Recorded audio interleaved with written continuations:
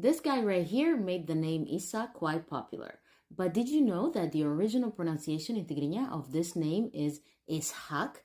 Just recently, people started calling themselves Isak for probably ease of pronunciation. The name Ishak has actually Hebrew origin, and both in Tigrinya and in Hebrew, it means he laughed or may he laugh. The origin of this name goes way back to the Bible when Abraham and his wife, Sarah, could not conceive because they were very old. I think Abraham passed the 100 and Sarah was around 90 years old. So when the angel or the messenger came to them, letting them know that Sarah would have bear a child, they laughed at him.